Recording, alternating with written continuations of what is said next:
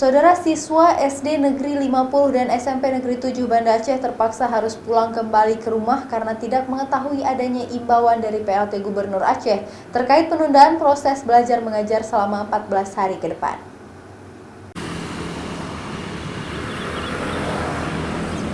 Akibat dari semakin mewabahnya virus corona, pemerintah Aceh mengeluarkan surat imbauan untuk menunda proses belajar mengajar di sekolah.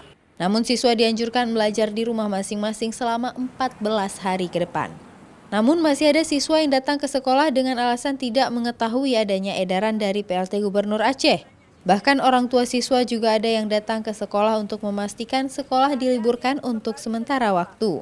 Seperti di SD Negeri 50 Banda Aceh, para guru sengaja berdiri di depan gerbang sekolah untuk mengabarkan kepada orang tua siswa dan mengumumkan sekolah diliburkan untuk sementara waktu. Selain itu, guru juga mengecek kondisi sekolah karena tidak digunakan selama 14 hari ke depan. Saya kan guru juga, jadi maksudnya biar lebih pasti, lebih yakin kita ke sekolah langsung kan, lihat ini kan udah tahu memang kan ada WA tadi. Supaya kita tengok dulu nanti daripada nggak ini. Ini untuk memastikan aja habis sekolah. Memastikan. Kita libur karena berdasarkan surat edaran dari Wali Kota Banda Aceh.